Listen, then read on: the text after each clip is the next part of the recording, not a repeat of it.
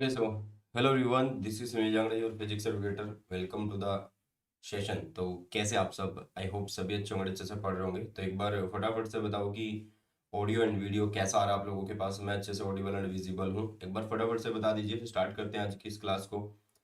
जल्दी से बताइएगा बेटा जी। मैं शेयर कर देता हूँ तब तक, फिर स्टार्ट करते हैं।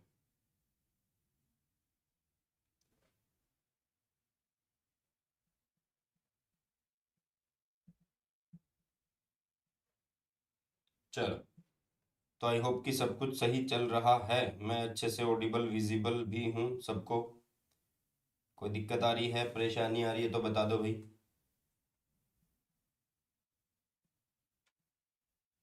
मेरे ख्याल से तो सब कुछ सही है। एक बार ऑडियो चेक कर लेता हूँ मैं, फिर स्टार्ट करते हैं सेशन को।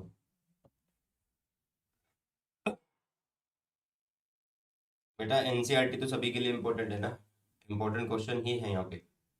ओके, तो इलेक्ट्रिक चार्जेस एंड फील्ड करने वाले हैं हम।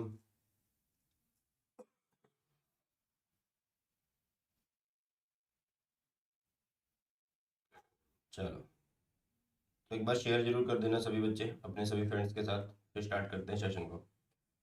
आज हम करने वाले हैं इस क्लास के अंदर important NCERT question of electric charges and field. Okay बेटा, और क्लास 12 फिजिक्स का ये पहला चैप्टर ही है। क्लास 12 फिजिक्स का ये पहला चैप्टर है, चैप्टर फर्स्ट। दूसरी बात कि अगर आप लोगों ने प्रीवियस ईयर क्वेश्चन कर लिए हैं तो अच्छी बात है। तो ये चैप्टर के जो एनसीईआरटी है वो आराम से होगी, बिल्कुल सिंपल तरीके से होगी। प्रीवियस ईयर नहीं भी करे हैं तो भी कोई दिक्कत नहीं है, फिर भी आराम से इसके क्वेश्चन लग जाएंगे आप लोगों से। अगर आप लोगों को एक्स्ट्रा प्रीवियस ईयर चाहिए तो आप सिंपली लिखिए PYQ of chapter first by Sunil Jangra sir, YouTube पे मिल जाएंगे आप लोगों को। यस सहज, कई बच्चों का बहुत सारे मतलब डाउट बन रहे हैं कि जैसे कई बच्चों ने पढ़ना स्टार्ट नहीं किया फिजिक्स को, तो वो पूछ रहे हैं कि क्या हम डायरेक्ट मॉडर्न फिजिक्स शुरू कर सकते हैं? बिल्कुल कर सकते हैं। जिसने कुछ भी नहीं किया वो मॉडर्न फिजिक्स से शुरू कर लो, पासिंग मार्क्स तो आराम से बन जाएंगे। जिसने कुछ नहीं किया है उनकी बात कर रहा हूँ मैं। ओके, चलिए तो स्टार्ट करते हैं आज की क्लास को। और इस क्लास में हम करने वाले हैं एनसीईआरटी सॉल्यूशन, या फिर मैं बोलूंगा कि important NCERT question of electric charges and fields को। ओके बेटा, तो सबसे पहले मैं अपने बारे में बता दूं कि मेरा नाम है सुनील जांगड़ और मैं फिजिक्स पढ़ाता हूँ आप लोगों को क्लास 11 12 एंड नीट के लिए। जो बच्चे मेरे बारे में नहीं जानते तो जान लो भाई। ओके, और सबसे पहले मैं बोलूँगा कि इस चैनल पे फुल कंटेंट आता है। इसी तरीके से मैं नीट में भी पढ़ाता हूँ, तो आप लोग सब्सक्राइब जरूर कर लेना चैनल को, सारी की सारी इन्फॉर्मेशन आप लोगों को मिलती रहेंगी। सर टॉप करना है फिजिक्स में, बहुत अच्छी बात है। राज पुरोहित, बहुत बढ़िया।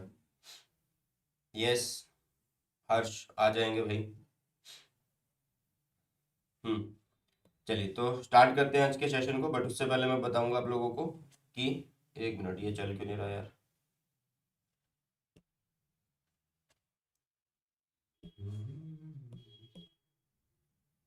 अरे भाई चल जा।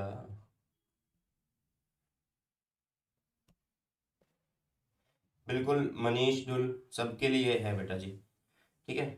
ये पता नहीं क्यों नहीं प्ले हो रहा। चलो, तो अभी के लिए आप लोगों के पास ये सारी ऐप होनी चाहिए बेटा जी। वर्चुअल लैब एक्सपेरिमेंट ऐप, इससे फायदा क्या है कि जितने के एक्सपेरिमेंट है वो सारे के सारे आप लोगों को यहाँ पे मिलते हैं, कैसे करवाए जाते हैं वो सब पता लग जाता है। एम्बाइब ऐप, अगर आप जैसे यूट्यूब पे पढ़ रहे हो ऐसे ऐप पे भी पढ़ सकते हो, और मोबाइल पे आप डाउनलोड करो, वहाँ पे पढ़ने के साथ साथ आप बहुत सारी बुक्स को भी एक्सेस कर पाओगे। एम्बाइब लेंस क्या है सर? एम्बाइब लेंस, अगर आप लोगों को कोई चीज़ नहीं आती तो एम्बाइब लेंस की ऐप से उस टॉपिक को स्कैन करो, तो उससे रिलेटेड आप लोगों को वीडियोस, 3D मॉडल्स सब मिल जाएंगे। ठीक है, तो बहुत बढ़िया फीचर है एम्बाइब की ऐप पे, इनको आप लोगों को यूज़ करना भी चाहिए। चलिए तो स्टार्ट करते हैं पहले क्वेश्चन से। पहला क्वेश्चन क्या कहता है, एक बार ट्राई करिए सही बच्चे कि आंसर क्या होने वाला है। What is the force between two small charge sphere having a charge of 2 into 10 raised to power minus 7 coulomb and 3 into 10 raised to power minus 7 coulomb placed 30 centimetre apart in air? ये आप लोगों को बताना है। तो force बताना है, given आप लोगों को क्या क्या है।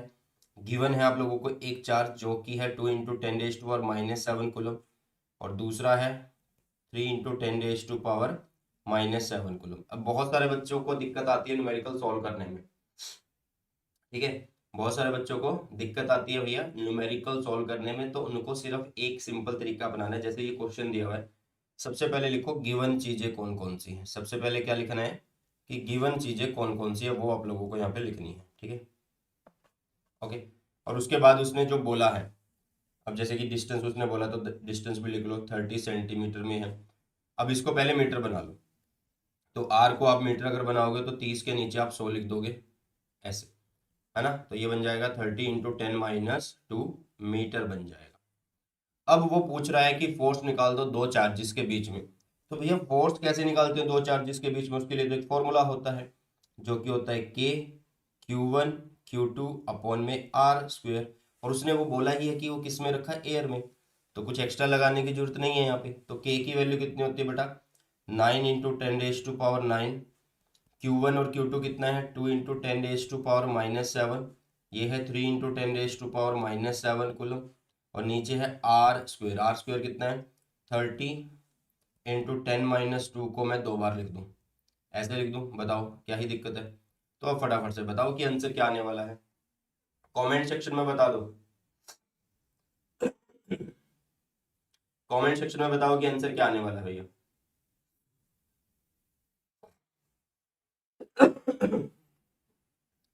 बताइए जल्दी से, 90 न्यूटन, 90 न्यूटन तो नहीं आएगा। अरे भाई आप समझे नहीं, ये जो के हमने लिखा है ये है 1/4πε0। आप जिस के की बात कर रहे हो इस कैपिटल के की बात कर रहे हो आप, तो उसको 1 ही तो हमने लिया है एयर के लिए। तो ओवरऑल तो 1/4πε0 की वैल्यू हम ले रहे हैं ना, 9 × 10⁻⁹ यही तो गलती करते हो तुम राजपुरोहित, ठीक है। तो कर लो सॉल्व इस चीज को जल्दी से फटाफट। देखो ऊपर बन जाएगा कितना, 9 × 6 × 10⁻² बनेगा, प्लस का 9 है और -14 है, तो वो बन गया -5। नीचे हो गया आप लोगों के पास 30 × 30, और साथ में क्या है 10 - 4, 4 चला गया ऊपर होके प्लस का, ठीक है। तो आप लोगों के पास बचा 9 × 6, और यहाँ बच गया भैया कितना, 3 × 3 9। एक 10⁻⁻9 पहले से पड़ा, एक और हम इनको और इनको भेज देते हैं तो -2 हो गया। तो ये इससे कट, तो 6 × 10⁻³ न्यूटन आ रहा है आंसर। बताइए जल्दी से। अरे 60 कैसे आ गया मयंक भाई, ध्यान से देख लेना, ये सॉल्व ही तो किया सिंपल, ये -3 हो गया। तो फोर्स की वैल्यू आ चुकी है ये ये आप लोगों का आंसर है। किसी को इसमें डाउट हो तो बताओ, किसी को इसमें डाउट हो तो बताओ।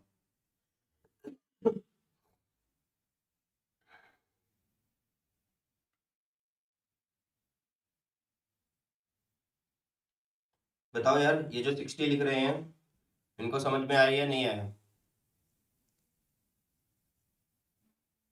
पावर में गड़बड़ आ गई मेरे, अच्छा। अच्छा नेचर कैसा है यहाँ पे फोर्स का, नेचर ऑफ फोर्स कैसा है भैया, नेचर ऑफ फोर्स कैसा है यहाँ पे, फटाफट से बताओ। नेचर ऑफ फोर्स यहाँ पे कैसा है वो फटाफट से बता दो। कैसी फोर्स लग रही है, दोनों चार्ज कैसे हैं, दोनों चार्ज यार पॉजिटिव पॉजिटिव है, ये भी पॉजिटिव है ये भी पॉजिटिव है, ये भी मतलब Q1 भी पॉजिटिव है और Q2 भी पॉजिटिव है। तो यहाँ पे फोर्स कैसी लग रही है, जो फोर्स है वो रिपल्सिव फोर्स है बेटा जी। कैसी फोर्स है वो, रिपल्सिव फोर्स लग रही है दोनों चार्जेस के बीच में। मेरे ख्याल से इतनी बात समझ में आई होगी, यस, बहुत बढ़िया। ऐसे करना है यार क्वेश्चन को। और क्या था, आसान सा क्वेश्चन है और उसमें कैलकुलेशन में भी तुम गड़बड़ कर रहे हो, तो तुम खुद से देखो। ये मत सोचा करो कि मुझे फिजिक्स नहीं समझ में आ रही, भाई ये सोचा करो कि क्यों नहीं समझ में आ रही, तुम्हारी कमी कहाँ है, खुद में कमी ढूंढो। जो तुम कैलकुलेशन में गड़बड़ कर रहे हो तो ये तुम्हारी गलती है ना, ठीक है। चलो अब आगे बढ़ते हैं नेक्स्ट क्वेश्चन की तरफ। ये रहा भैया सेकंड क्वेश्चन, ट्राई करो इस क्वेश्चन को, ट्राई करो जल्दी से फटाफट से इस क्वेश्चन को।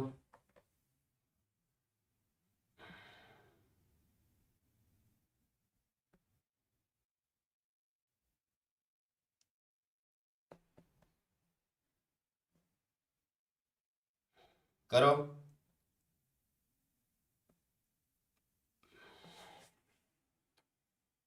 पहले देखो क्वेश्चन में पूछा क्या गया है उसको देखते हैं। The electrostatic force on a small sphere of charge 0.4 microcoulomb due to another small sphere of minus charge. मतलब दो चार्ज यहाँ पे दे रखे हैं, दोनों के बीच में फोर्स लग रही है, वो फोर्स कितनी है? वो फोर्स है भैया 0.2 न्यूटन है। ओके, और यहाँ पे दोनों के चार्ज देने के साथ साथ मान लो एक स्फीयर है जिसका चार्ज कितना है 0.4 माइक्रो मतलब 10 - 6 कूलम, और Q2 की वैल्यू कितनी है? माइनस का है वो 0.8 माइक्रो कूलम, माइक्रो मतलब 10 - 6 कूलम। ठीक है, यही है। अब वो तुमसे पूछ रहा what is the distance between the two spheres. तो अब डिस्टेंस पूछा गया तो F इज इक्वल टू होता है स्मॉल के Q1 Q2 अपॉन में R स्क्वेयर। तो R स्क्वेयर एक साइड कर लो, के Q1 Q2 अपॉन में F को एक साइड कर लो। यहाँ से आप लोगों के पास R की वैल्यू आ जाएगी, यहाँ से आप लोगों के पास R की वैल्यू आ जाएगी। तो फटाफट से एक बार कमेंट सेक्शन में बताओ कि क्या बनने वाला है आंसर। मैं सारी वैल्यू लिख देता हूँ। देखो के की वैल्यू कितनी है? 9 × 10⁻⁹। Q1 कितना है? 0.4 × 10 - 6।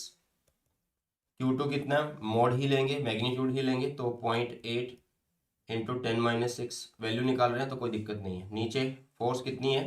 दोनों के बीच में 0.2 न्यूटन। चलो, तो ये है भैया, समझ में आया? आर स्क्वायर भी तो रख सकते हैं सीधा भाई, उसने डिस्टेंस पूछा तुमसे, डिस्टेंस का स्क्वायर नहीं पूछा ना। What is the distance between the two spheres वो पूछा है तुमसे। तो इन द एंड तुम्हें निकालना तो आर ही है, तुम पहले आर स्क्वायर निकाल लो और फिर उसके बाद लास्ट में कर देना। फिर वो बताओ। 0.12 मीटर आ रहा है मेरा, बिल्कुल सही है चंदन। 0.12 ही आएगा। कितना आएगा बेटा जी? 0.12 आएगा इसका आंसर। किसी को डाउट आ रहा है, कुछ दिक्कत है, कोई मन में वहम है तो पूछ सकता है। हाँ, बरोबर है, बिल्कुल बरोबर है भैया। अब ये वाला कॉन्सेप्ट, ये तो हो गया, ए वाला तो हो गया, दूसरे वाला बताओ। What is the force on the second sphere due to the first. What is the force on the second sphere due to the first, ये आप लोगों को बताना है। भाई दो स्फीयर दिए गए हैं आप लोगों को, देखो बी वाले की बात करते हैं। दो स्फीयर दिए गए हैं, एक स्फीयर ये रहा आप लोगों के पास, एक स्फीयर ये रहा आप लोगों के पास। वो बोला कि इसकी इसके ऊपर फोर्स निकालो, फर्स्ट की सेकंड वाले के ऊपर फोर्स निकालो। अरे वो तो ऑलरेडी गिवन है, डायरेक्शन पूछता तो बात होती ना। तो वो तो गिवन है ऑलरेडी, तो वो कितनी है? 0.2 न्यूटन है। दोनों के बीच में एक फोर्स ही तो लग रही है, बताओ। हाँ, अच्छा कैसी फोर्स है ये बताओ, अट्रैक्टिव है या रिपल्सिव है? कैसी है फोर्स ये बताओ, अट्रैक्टिव है या रिपल्सिव है? बताओ जल्दी से फटाफट।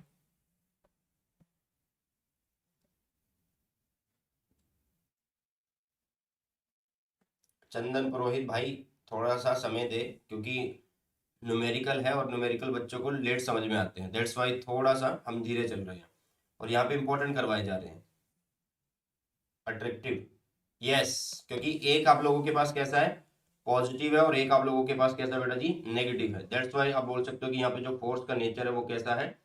अट्रैक्टिव फोर्स है। यहाँ पे जो फोर्स का नेचर है वो कैसा है? अट्रैक्टिव नेचर है। क्लियर? ओके है।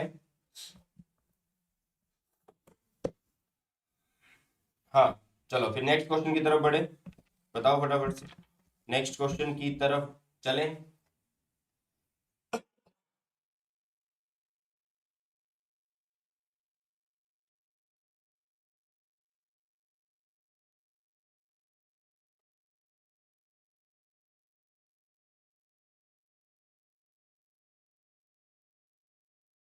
चलो आगे बढ़ते हैं।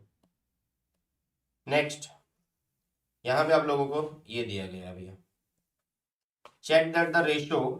एक रेशो आप लोगों को दिया गया है इसमें, के ई स्क्वेयर अपॉन में G mass of electron mass of proton is dimensionless. ये आप लोगों को बताना है कि ये क्या है, एक डायमेंशनलेस है या नहीं है।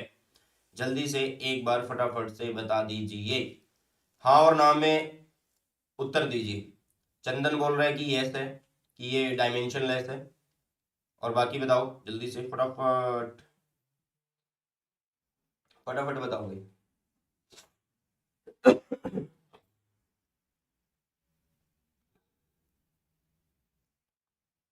सबसे पहले आप लोगों को पता होना चाहिए आया कहाँ से। सबसे पहले आप लोगों को ये पता होना चाहिए कि आया कहाँ से। सो भैया ये आप लोगों को इलेक्ट्रोस्टैटिक फोर्स लिखनी है किस किस के बीच में, दो चार्जेस के बीच में। तो आप लिखोगे के ई स्क्वेयर अपॉन में उनके बीच का जो डिस्टेंस है वो लिख दोगे, ठीक है। अब आप लोग ग्रेविटेशनल फोर्स लिखो, तो आप लिखोगे जी, दो मास लिखोगे M1 एंड M2 और उनके बीच का डिस्टेंस सेम ले लेते हैं जो कि आर स्क्वेयर है।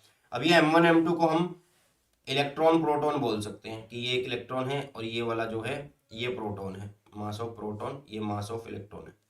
तो आप इस एफ जी को क्या करोगे, जी M1 M2 अपॉन में, फिर से वही लिख दिया, एम ई एम पी लिखोगे और ये आर स्क्वेयर, ठीक है। अब इनको डिवाइड करके देखो, के ई स्क्वेयर अपॉन में आर स्क्वेयर, यहाँ पे होगा G mass of electron mass of proton और ये चला गया ऊपर, तो ये इससे कट हो गया। आप लोगों के पास बचा के ई स्क्वेयर अपॉन में G M E M P. तो आप सीधा बोल सकते हो भैया ये तो फोर्स का रेशो है ना, ये जो रिजल्ट आ रहा है ये फोर्स रेशो आ रहा है, तो इसका मतलब ये यूनिट लेस होगा, डायमेंशन लेस होगा, यूनिट लेस डायमेंशन लेस, क्योंकि सेम चीज है ऊपर नीचे, डायमेंशन लेस। तो आप सीधी बोल दो, बताओ यार कोई दिक्कत किसी को, ठीक है। और वैसे भी एक चीज चेक करो, वैसे भी एक चीज चेक करो यार, ये क्या है, एक वैल्यू है, ई क्या है, एक वैल्यू है, जी क्या है, एक वैल्यू है, एम ई क्या है, एक वैल्यू है, एम पी क्या है, एक वैल्यू है। सभी के सभी एक वैल्यू, एक कांस्टेंट है, तो सीधा ही पता लग रहा था डायमेंशन जो है कांस्टेंट की वो 1 होने वाली है। चंदन ने बिल्कुल सही बोला है। आगे चले, और ये क्या सिग्निफाई कर रहा है, ये रेशियो सिग्निफाई कर रहा है भैया, क्या सिग्निफाई कर रहा है, ये रेशियो को सिग्निफाई कर रहा है। हो गया।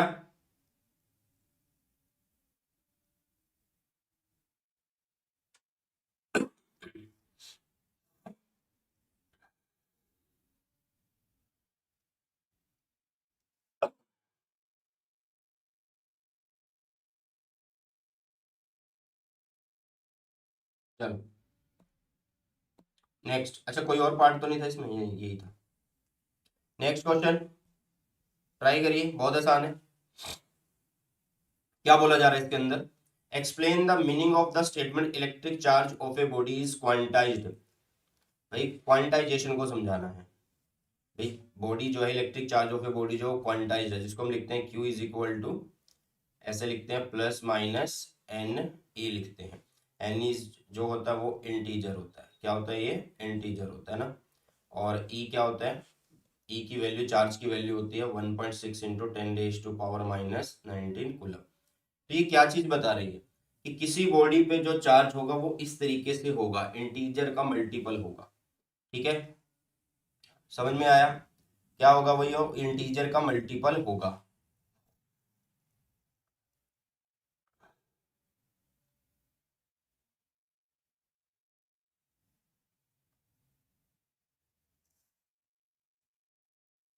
ठीक है,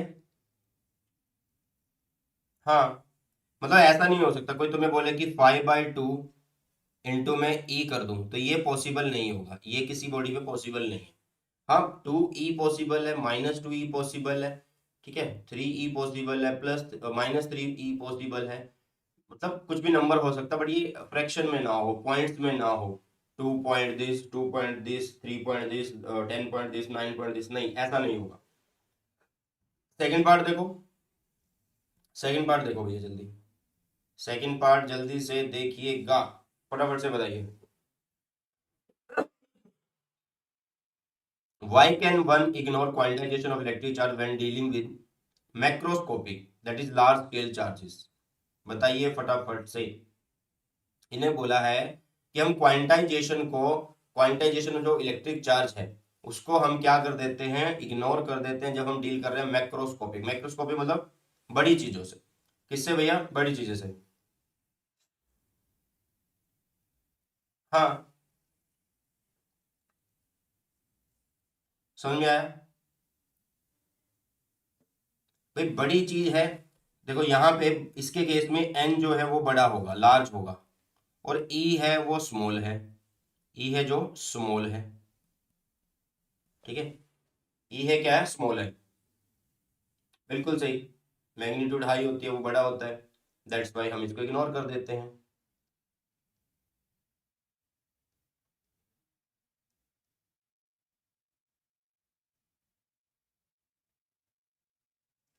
ठीक है, समझ में आया?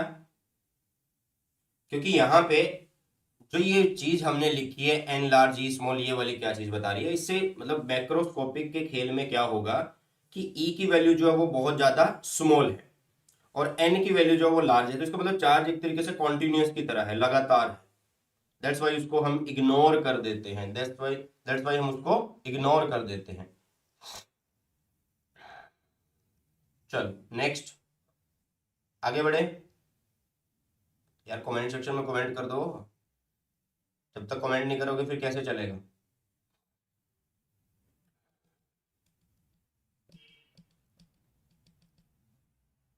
सीधा सा याद रखना कि जब हम क्वांटाइजेशन को कब इग्नोर करते हैं, if large amount of charge is flowing, large amount of charge is flowing, large amount of charge is flowing continuously. ठीक है, वही तो खेल हो रहा है, बड़ी बॉडी के लिए वही तो खेल हो जाएगा।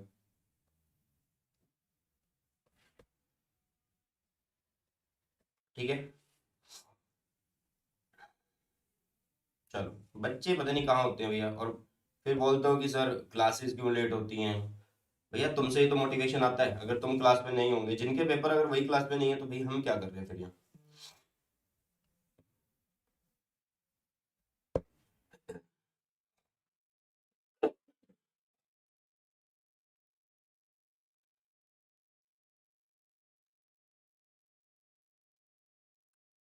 चलो आगे बढ़ते हैं,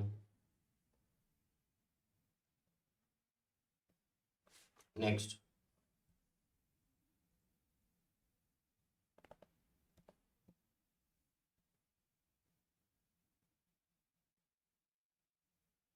बताइए, when a glass rod is rubbed with silk cloth charges appear on both. ये बोल रहे हैं कि जब एक ग्लास रोड को रब किया जाता है सिल्क क्लॉथ के साथ तो चार्जेस दोनों पे आ जाते हैं। Similar phenomena is observed with many other pair of bodies. Explain how this observation is consistent with the law of conservation of charge. ये आप लोगों को बताना है, फटाफट से बताइए।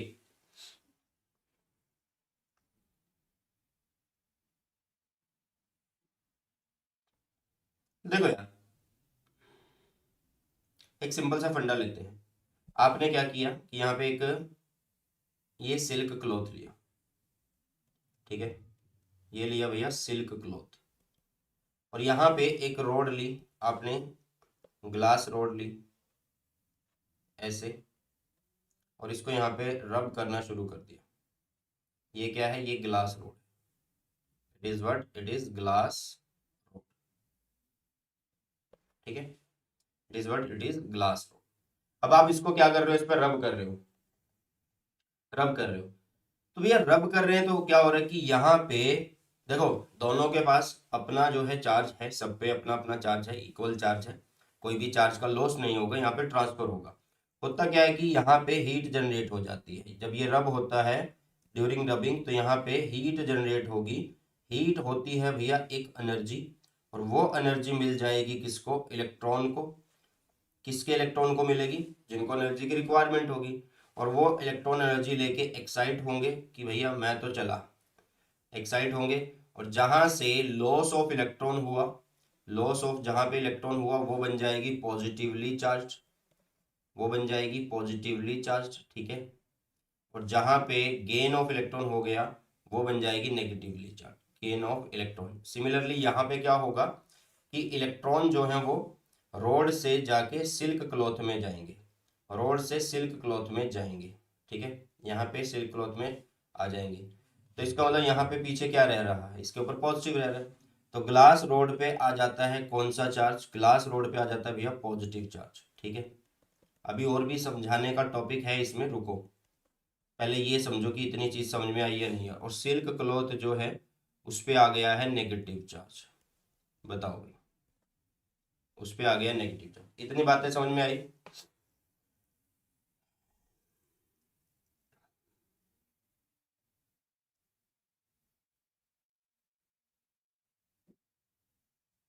ठीक है। अब यहाँ पे ये चीज तो आ गई है भैया, ये चीज जो आ गई है सेम आ गई है। तो ये मैग्नीट्यूड में जो होते हैं सेम होते हैं, मैग्नीट्यूड में सेम होते हैं। तो नेट चार्ज अगर देखूं तो नेट चार्ज पहले भी जीरो था, बिफोर रबिंग, बिफोर रबिंग पहले भी जीरो था। और आफ्टर रबिंग भी अगर मैं टोटल चार्ज निकालूंगा, आफ्टर रबिंग भी अगर मैं टोटल चार्ज निकालूंगा तो भी वो क्या हो रहा है, जीरो हो रहा है। टोटल चार्ज, टोटल चार्ज वो क्या हो रहा है बेटा, जीरो हो रहा है। ठीक है। तो यहाँ पे आप बोल सकते हैं कि ये लॉ जो है, law of conservation of charge जो वो फॉलो हुआ है, law of conservation of charge जो वो फॉलो हुआ है। बताइए फटाफट से। अदिति कुमारी, क्या रिपीट करना बेटा इसमें? सिंपल सा है कि जब हम ग्लास रोड को रब करते हैं सिल्क क्लॉथ के साथ तो हीट जनरेट होती है, वो हीट एक एनर्जी है, वो इलेक्ट्रॉन्स को मिलती है। ठीक है। अब इलेक्ट्रॉन्स के किसके इलेक्ट्रॉन्स को मिलती है भाई, जिसको रिक्वायरमेंट होगी। अब यहाँ पे ग्लास रोड के जो इलेक्ट्रॉन्स हैं, आउटर इलेक्ट्रॉन्स, फ्री इलेक्ट्रॉन्स, उनको एनर्जी लेते हैं, एक्साइट होते हैं और वो कहते हैं कि चलो जी मैं चला यहाँ से। और वो कहाँ चले जाते हैं, सिल्क में। तो जिसके पास इलेक्ट्रॉन गए, इलेक्ट्रॉन मतलब नेगेटिव चार्ज जा रहा है, तो इलेक्ट्रॉन नेगेटिव चार्ज है।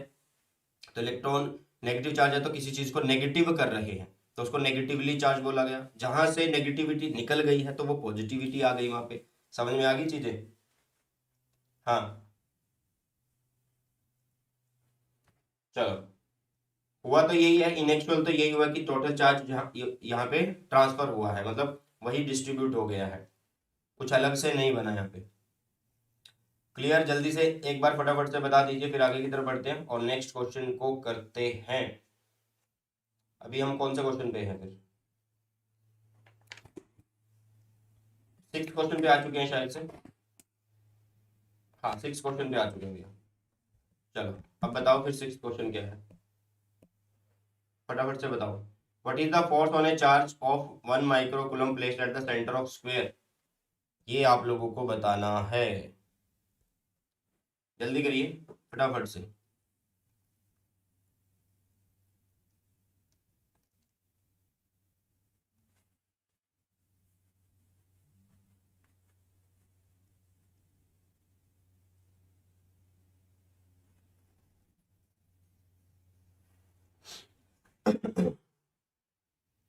सर आपकी वन शॉट सफिशिएंट है? बिल्कुल है, सफिशिएंट से भी ज़्यादा है। यूट्यूब के ऊपर बोर्ड्स लेवल से ऊपर उठ के पढ़ाया गया है उसके अंदर। और जगह तुम्हें क्या मिलेगा, बोर्ड्स का तो बोर्ड्स तक लिमिटेड कर देते हैं, नीट का है तो नीट तक लिमिटेड कर देते हैं, उतनी डेरिवेशन नहीं करवाएंगे, उसमें सब कुछ करवाया गया। बहुत ज़्यादा मतलब टॉपिक्स डाले गए हैं आप लोगों की जो कॉन्सेप्ट है उनको अच्छा करने के लिए, बिल्कुल डिटेल में समझाया गया है। और गारंटी है कि समझ में भी आएगा एक ही बार से। चलो, तो आगे बढ़े। नेक्स्ट बोल रहा है ये क्वेश्चन, ट्राई करते हैं इसको कैसे होगा। आसान है ये, बिना मतलब पूरी कैलकुलेशन करे ये सॉल्व हो जाएगा। इन्होंने बोला कि 4 पॉइंट चार्जेस हैं, Q A, Q B, Q C and Q D are located at the centre of a square. एक स्क्वायर पे ये रखे हुए हैं। ठीक है। सेंटर ऑफ द स्क्वायर, एक स्क्वायर हमने ये बना लिया ऐसे। ठीक है। ओके बेटा। और इसकी साइड कितनी है, 10 सेंटीमीटर है, ये 10 सेंटीमीटर है, ये 10 सेंटीमीटर है, ये 10 सेंटीमीटर है और ये 10 सेंटीमीटर है। ठीक है। 10 centimetre, 10 centimetre, 10 centimetre, 10 centimetre. What is the force on charge of 1 micro coulomb placed at the centre of the square? Centre of the square मतलब कहीं ना कहीं यहाँ पे, भाई यहाँ पे सेंटर में हमने एक चार्ज रख दिया। सबसे पहली बात, यहाँ पे जो चार्जेस रखे हुए हैं पहले उनको रख देते हैं ताकि आसानी रहे। मान लो यहाँ पे इसका नाम मैंने रखा ए, ये रखा मैंने बी, ये रखा मैंने सी, ये रखा मैंने डी। चार्जेस को रखो। यहाँ पे यार 2 माइक्रो कूलम का चार्ज है, बी जो चार्ज है वो -5 माइक्रो कूलम का चार्ज है। ठीक है। और सी जो चार्ज है वो 2 माइक्रो कूलम का चार्ज है। और डी पे जो चार्ज है वो -5 माइक्रोकुलम का चार्ज है, ठीक है, डी पे भी यही है ना।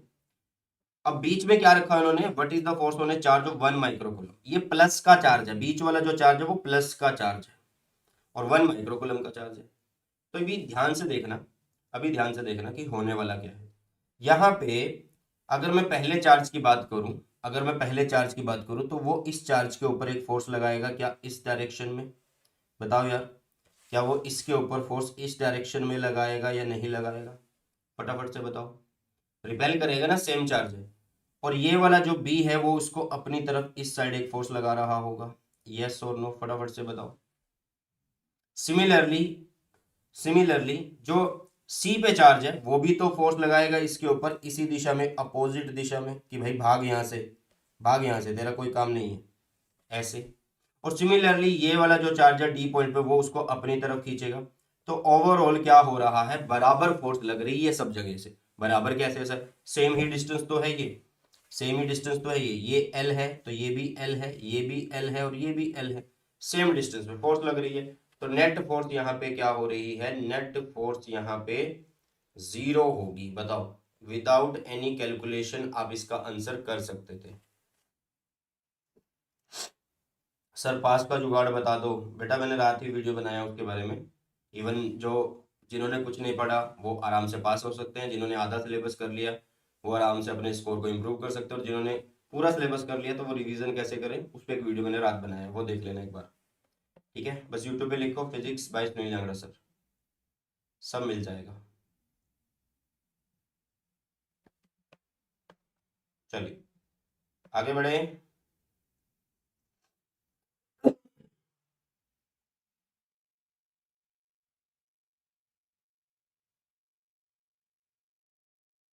चलो भाई, किसी को कोई डाउट है तो पूछ लो यार, किसी को कोई भी डाउट यहाँ पे तो पूछ सकता है, जल्दी से बताइए।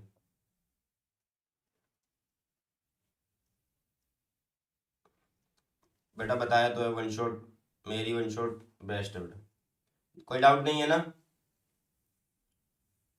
फिर आगे बढ़े, चलिए। तो ये हो गया एनसीईआरटी का एक और क्वेश्चन। अब करते हैं एक और क्वेश्चन की तरफ।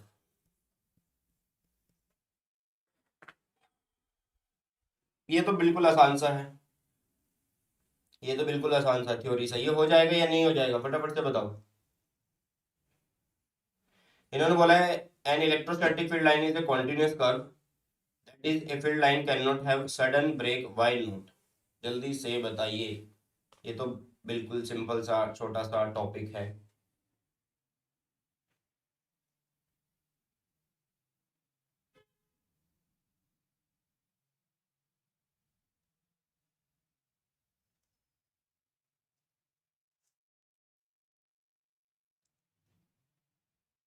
देखो यार, इलेक्ट्रिक फील्ड इन्होंने बोला है कि an electrostatic field line is a continuous curve, that is a field line can not have sudden break why not.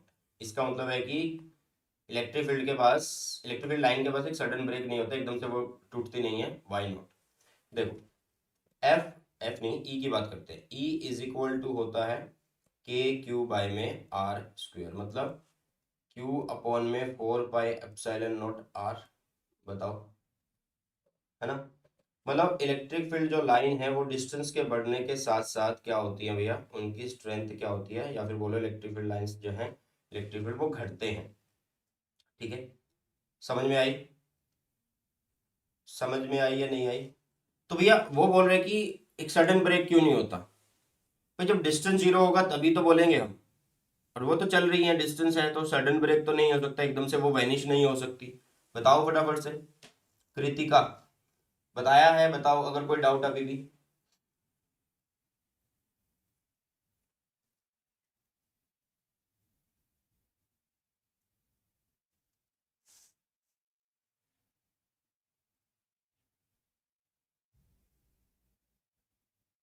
नहीं समझ में आया बेटा, देखो आप लोगों को प्लस का एक चार्ज दिया मैंने, इससे फील्ड लाइंस निकल रही है, ठीक है, फॉर एग्जांपल इससे फील्ड लाइंस क्या हो रही है, निकल रही है, ये फील्ड लाइंस ऐसे निकल रही है, ठीक है। अब आप लोगों को एक फॉर्मूला मैंने लिख के दिया, ई जो है वो इनवर्सली है आर स्क्वायर के, मतलब डिस्टेंस के बढ़ने के साथ साथ क्या होता है, इलेक्ट्रिक फील्ड घटता है, मतलब आर इन्फिनिटी पे इलेक्ट्रिक फील्ड आप लोगों का 0 होगा। तो ये बात शो तो कर रही है कि सडन ब्रेक नहीं होगा, इन्फिनिटी पे जाके 0 होगा ना, इन्फिनिटी पे, मतलब यहाँ पे कोई अगर रुकावट नहीं है तो इलेक्ट्रिक फील्ड लाइंस तो चल रही हैं, क्या ही दिक्कत है, क्या ही दिक्कत है। तो सडन ब्रेक नहीं होने वाला, आ गया समझ में, ठीक है बेटा। चलो नेक्स्ट बताओ, explain why two field lines never cross each other at any point. मान लीजिए एक इलेक्ट्रिक फील्ड लाइंस ये रही आप लोगों के पास, ये रही, ये एक इलेक्ट्रिक फील्ड लाइन है, ठीक है, ये दूसरी इलेक्ट्रिक फील्ड लाइन है। अब ये यहाँ पे क्रॉस कर रही है, ये यहाँ पे क्रॉस कर रही है, तो भैया ध्यान से देखो, ध्यान से देखो कि हम क्या कर सकते हैं कि जिस पॉइंट पे हम फील्ड निकालना चाहते हैं वहां पे हम एक टेंजेंट ड्रॉ कर देते हैं, ठीक है। तो मैं यहाँ पे एक टेंजेंट ड्रॉ कर देता हूँ ऐसे, अरे ऐसे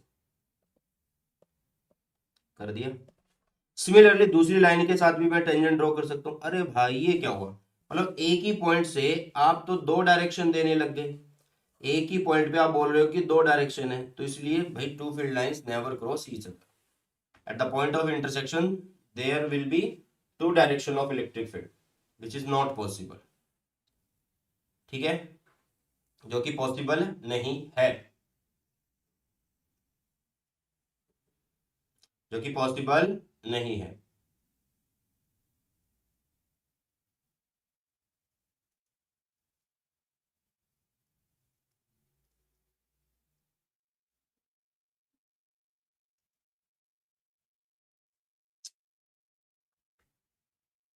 आगे बढ़े, नेक्स्ट। चलो अभी एक और क्वेश्चन आप लोगों के सामने, 2 पॉइंट चार्जेस दिए हुए हैं, दो चार्ज क्यूए दिया हुआ है 3 माइक्रोकुलम एंड एक चार्ज दिया हुआ है क्यूबी जो कि है -3 माइक्रोकुलम। आर लोकेटेड, मतलब दोनों के बीच का एक डिस्टेंस दे दिया जो कि 20 सेंटीमीटर है, और वैक्यूम बोला जा रहा है, मीन्स के की वैल्यू को आप 9 × 10⁻⁹ यूज करोगे, सिंपल सी बात है। What is the electric field at the midpoint of the line AB joining the two charges? What is the electric field at the midpoint O of the line AB joining the two charges? फटाफट से बता दीजिए।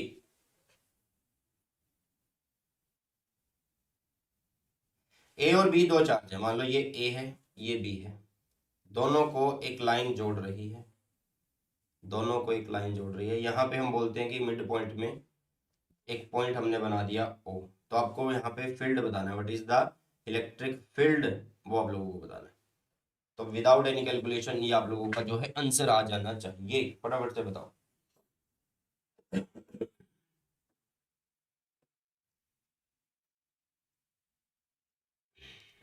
बताइए फटाफट से।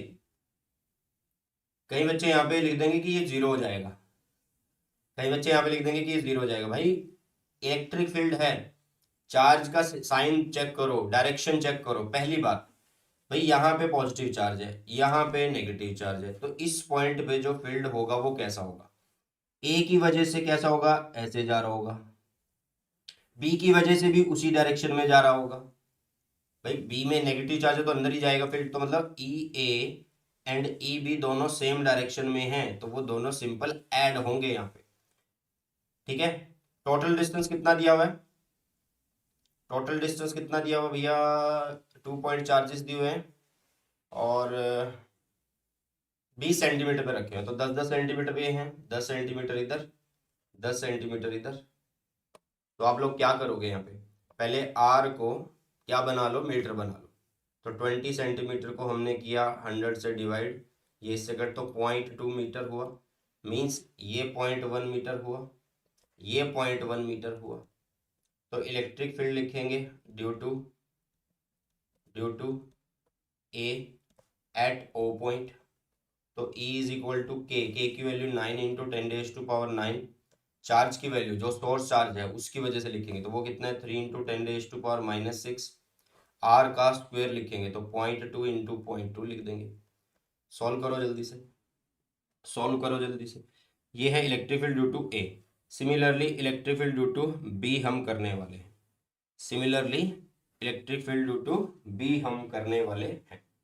तो भाई इसका भी लिख दो फटाफट से। बताओ ये नेगेटिव चार्ज की वजह से है तो ये भी हो जाएगा। दोनों को ऐड करके और मुझे बताओ कि आंसर कितना आने वाला है। दोनों को ऐड करके मुझे बताओ कि आंसर कितना आने वाला है। बताओ।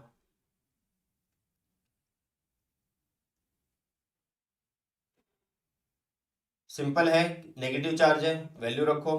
के की वैल्यू कितनी, 9 × 10⁻⁹ और चार्ज कितना भैया, नेगेटिव वाला माइनस है, बट हमने माइनस तो डायरेक्शन ले ली ना, तो इसको करने की क्या जरूरत है, इसको प्लस में ही रखो। 3 × 10⁻⁶, नीचे वही 0.2 × 0.2 का स्क्वायर। तो दोनों को जोड़ दो, ई और ई बी को जोड़ दो, टोटल चाहिए तो कहने का मतलब आप 2 इंटू में 9 × 10⁻⁹ इंटू में 3 × 10⁻⁶ अपॉन में 0.2 × 0.2 ये कर दो। तो जल्दी से आंसर मुझे बताओ कि क्या आ रहा है। जल्दी से एक बार आंसर बता दो यार सभी बच्चे कि क्या आ रहा है।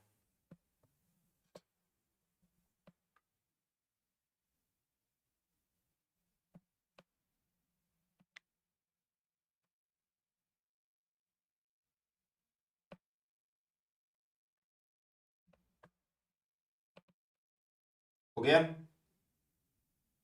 अरे भाई जो बैठे हैं कम से कम आंसर तो बताओ कि यह आंसर आ रहा है सर। सिंपल तरीके से सॉल्व हो जाएगा ये तो। देखो 9 और 3 को मल्टीप्लाई करेंगे 27 हो जाएगा। दो को पहले बाहर रखते हैं, अंदर वाले को सॉल्व करते हैं। 9 और 3 27 हो गए, है ना। और ये बन गया आप लोगों के पास 10⁻³ +3। +3 बनेगा या नहीं बनेगा, 9 - 6 इज +3। और नीचे क्या हो रहा है, नीचे 0.2 है, तो हम इसको ऐसे लिखते हैं कि ये 4 और जो नीचे 100 था वो ऊपर चला गया, क्योंकि 0.2 के नीचे 10, 0.2 के नीचे 10 ये लगा दूं ना तो 4 हो गया, तो ऊपर चला गया। तो इसने इसको कट किया, यस और नो, इसने इसको कट किया। तो यहाँ पे बचा 27 के नीचे 2 और यहाँ पे बचा 5। बताओ यार, अब इसको सॉल्व कर दो। आई एम बैक चंदन पुरोहित। अच्छी बात है भाई, तू आ गया, हमें तो डर लग रहा था पता नहीं कहाँ चला गया है। चलो अब इसको सॉल्व करो फटाफट से। 27 को डिवाइड कर दो कितने से, 2 से, तो कितना बनेगा, 13.5। 13.5 बनना चाहिए, 13.5, 13.5 इंटू 10⁻⁵। बताओ मैच कर रहा आंसर।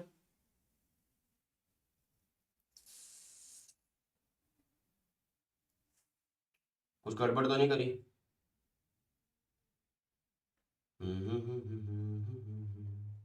नीचे होता है 4, 1 मिनट रुको, कुछ गड़बड़ शायद हमने कर दी है, जोड़ते हुए शायद हमने कर दी है, कैलकुलेशन में है गड़बड़, बाकी तो कोई दिक्कत वाली बात नहीं है, सब कुछ सेम है। तो ये बनेगा आप लोगों के पास 9 × 3, 3 है ना चार्ज, हाँ 10 - 6 था वो, तो ये 27 हुआ। नीचे हुआ आप लोगों के पास कितना, नीचे हुआ, 1 मिनट रुको, इसको आप लिखो 10⁻³ क्योंकि -6 हमने ख़त्म कर दिया है, इसको लिखा हमने 4 और ये चला गया है यहाँ पे, ठीक है। तो 27 डिवाइडेड बाय हम कर रहे हैं 4 से, तो 6.75 एक का आ रहा है ना, हमने तो 2 के लिए करना है, +6.75, 13 ही तो आना चाहिए। कोई डाउट है क्या, बताओ कोई।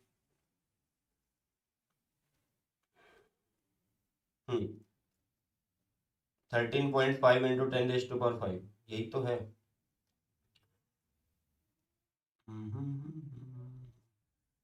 ओके, यहाँ पे गड़बड़ हमने करी है। क्या गड़बड़ करी है तुम्हें शायद पता नहीं लगा। आंसर क्यों सही नहीं आ रहा, क्योंकि यहाँ पे 0.1 लिखना था रे भैया, 0.1 ही तो लिखना था। डिस्टेंस तो 0.1 है ना, क्योंकि ओ पॉइंट तक हमें जाना है, तो डिस्टेंस 0.1 है। ग्रेट। अब करो, अब आसानी से हो जाएगा। अब करो, अब आसानी से हो जाएगा।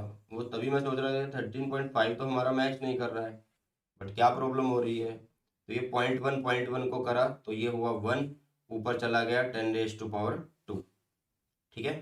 तो अब सही आ जाएगा। तो ये हुआ 2 इंटू 27 इंटू में 10⁻11 माइनस 6, तो ये हुआ 54 इंटू 10⁻5।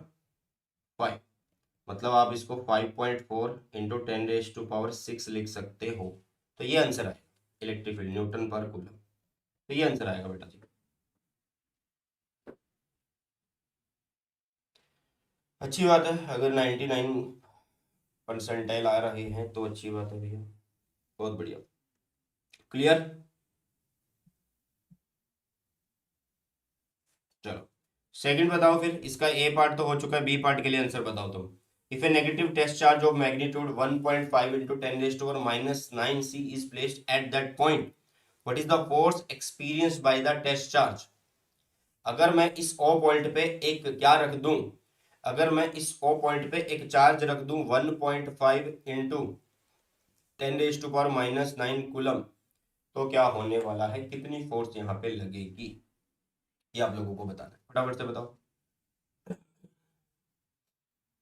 देखो दोनों चार्ज सेम है, दोनों चार्ज से डिस्टेंस सेम है, तो फोर्स तो सिंपल लग जाएगी, F is equal to Q E कर दो, F is equal to Q E कर दो, F is equal to Q E. तो ये बन जाएगा F, क्यू की वैल्यू उसने बताई है 1.5 इंटू 10⁻⁻3, -3 बताइए ना, नहीं -9 बताइए, -9 बताइए, सो सॉरी,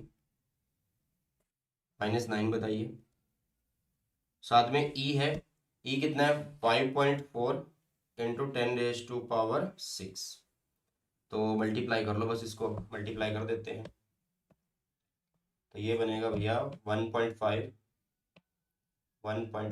इंटू 5.4 8.1, और साथ में ये जीरोस को निकाल दो, कितनी बनेगी 10-2, 10-2 ही आएगी ना, -9 और 6 है तो -2, तो फोर्स है तो न्यूटन। बताओ यार, कोई दिक्कत, कोई परेशानी?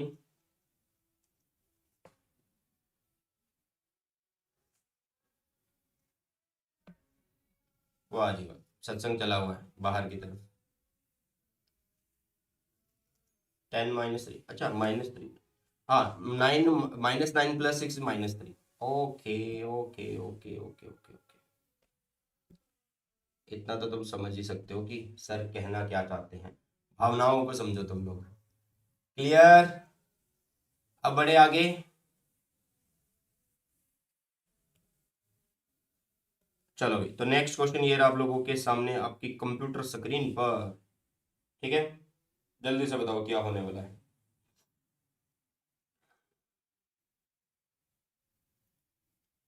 ट्राई करिए, बहुत आसान है।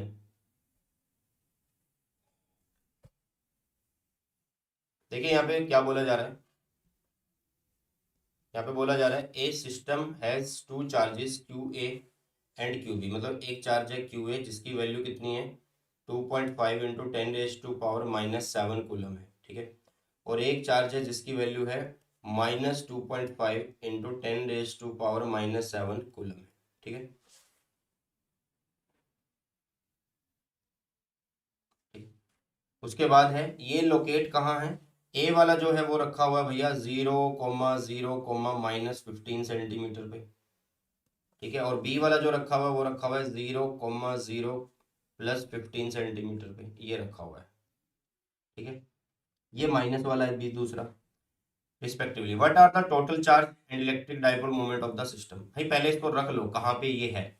सबसे पहले बात, ये जेड एक्सिस पे रखे हुए हैं, नेगेटिव जेड पे रखे हुए हैं, तो पहले बना लो एक्स एक्सिस, ये बना लिया मैंने वाई एक्सिस, और यहाँ पे बना दिया मैंने जेड एक्सिस, ये है जेड एक्सिस। ऐसे ही रखेंगे, बताओ बताओ भाई फटाफट से, ठीक है, ऐसे ही रखेंगे हम जेड एक्सिस।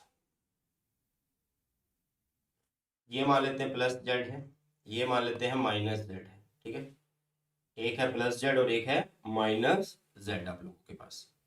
क्लियर है? एक चार्ज कहाँ पे रखा है यार, एक चार्ज रखा है 0, 0, -15 पे, तो यहाँ पे रखा हुआ है ए चार्ज जो कि कितना है 0, 0, 15 पे, यहाँ पे चार्ज रखा है कौन सा, मतलब नेगेटिव पे रखा हुआ है, चार्ज नेगेटिव नहीं है, क्यू ए रखा हुआ है जो कि कितना है 2.5 इंटू 10⁻⁷ कूलम है। और जो प्लस साइड है उस पे कौन रखा हुआ है, 0 0, प्लस 15 पे कौन रखा हुआ है भैया, इस पे रखा हुआ है नेगेटिव चार्ज, जो कि -2.5 इंटू 10⁻⁴ -7 है क्या, हाँ -7 है, ठीक है, ये रखा हुआ है। तो ये एक डाइपोल का सिस्टम हुआ या नहीं, मतलब एक सिस्टम बन गया जिसमें दो चार्ज है, इक्वल एंड अपोजिट चार्ज है। तो टोटल चार्ज कितना होगा भैया, बताओ टोटल चार्ज, फटाफट से मुझे बताओ कि टोटल चार्ज कितना है, कमेंट सेक्शन में बता दो जल्दी से।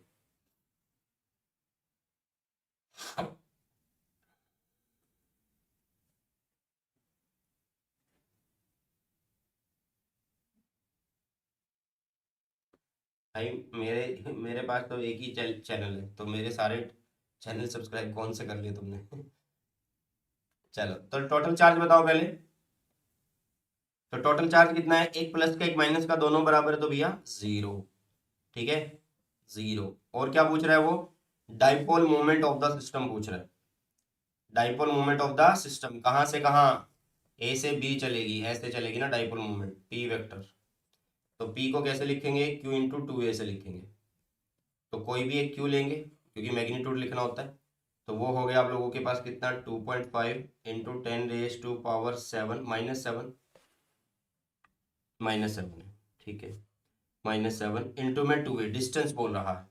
तो कितने डिस्टेंस पे वो रखा हुआ है भाई, इधर है ये -15 पे, इधर है ये +15 पे, फटाफट से बताओ कि कितने डिस्टेंस पे है,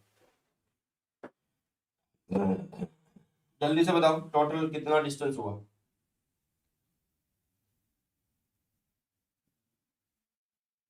हाँ भाई, तो एक ही चैनल है ना मेरा।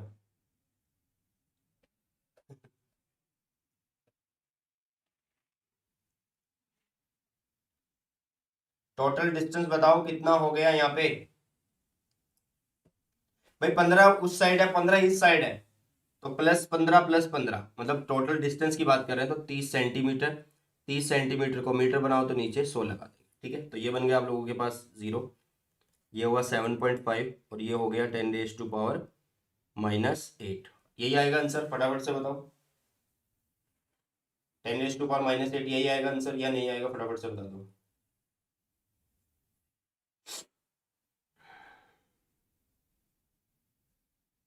क्लियर। और डाइपोल मोमेंट है, ठीक है, डाइपोल मोमेंट है तो इसकी यूनिट क्या होगी, कूलम मीटर होगी, ना कि मीटर कूलम, वो मिली बन जाता है फिर, वो मिली बन जाता है फिर। समझ आया, ठीक है भाई, क्लास के बाद मैं करता हूँ। बीच क्लास में थोड़ा करूंगा, मैं क्लास के बाद करता हूँ, है ना। चलो फिर नेक्स्ट की तरफ बढ़ते हैं, एक और क्वेश्चन करते हैं, चलिए।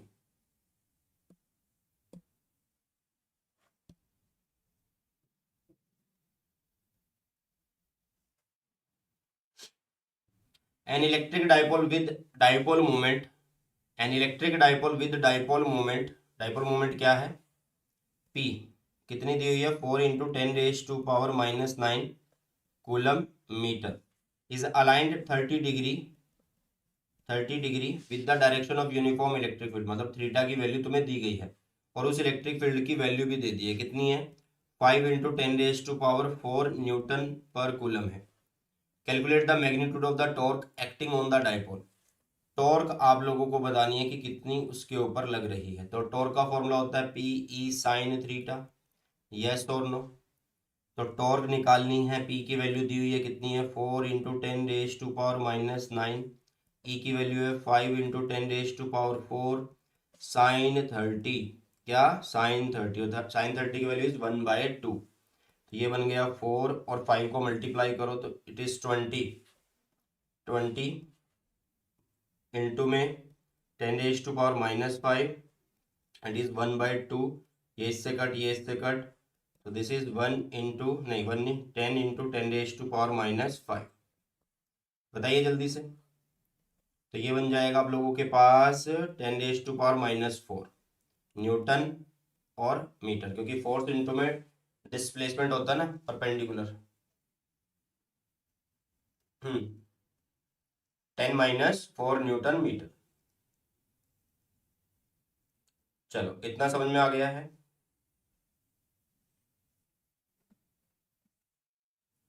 हाँ बिल्कुल सही है।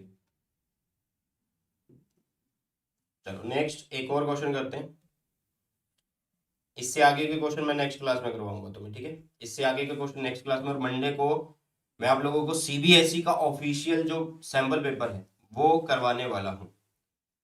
सीबीएसई का जो ऑफिशियल सैंपल पेपर है वो करवाने वाला हूँ, बहुत अच्छे तरीके से उसको फोड़ेंगे करेंगे, ठीक है। चलिए, a polythene piece rubbed with wool is found to have a negative charge 3 into 10 raised to power minus 7 coulomb. Estimate the number of electron transferred from which to which. सबसे पहले देखो इन्होंने बोला कि a polythene piece rubbed with wool is found to have a negative charge. Polythene के ऊपर एक negative charge है, पॉलिथीन के ऊपर नेगेटिव चार्ज है, तो इलेक्ट्रॉन कहां से कहां ट्रांसफर हो रहे हैं? वूल टू पॉलिथीन हो रहे हैं या नहीं हो रहे हैं, बताओ यार। वूल टू पॉलिथीन हो रहे हैं या नहीं हो रहे हैं, फटाफट से पहले ये बताओ। हाँ, और अब उसके बाद उसने बोला है कि नंबर निकालने हैं, तो Q is equal to N E, N निकालना है तो Q बाय में E होगा। कितना चार्ज ट्रांसफर हो रहा है भैया? 3 इंटू 10⁻⁻⁷ कूलम। नीचे होगा 1.6 इंटू 10⁻⁻19 कूलम। बस सॉल्व करिए। 3/1/6 इंटू ये हो गया +12, है ना, +12 होगा क्योंकि 19 अगर -7 +19 होगा तो +12 बन जाएगा। बताओ फटाफट से।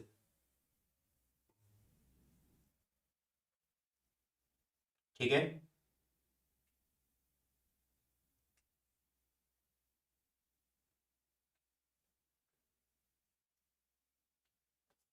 करो फिर, इसको डिवाइड कर दो, 3 को डिवाइड करो भाई कितने से?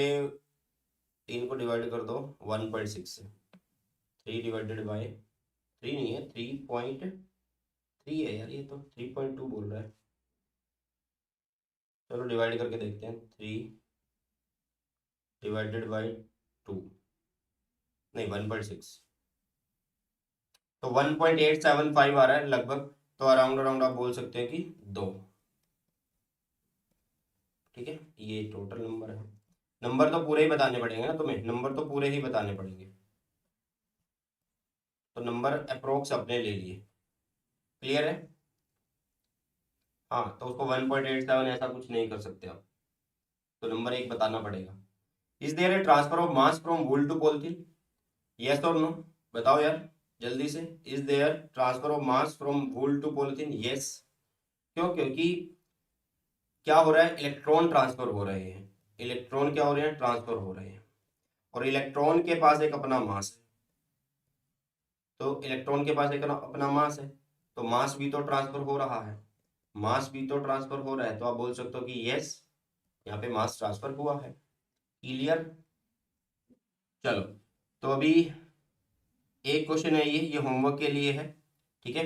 ये होमवर्क के लिए क्वेश्चन, ये आप लोगों ने खुद करना है, और बचे क्वेश्चन आप लोगों को जो नेक्स्ट क्लास में रखूंगा उसमें करवा दिए जाएंगे।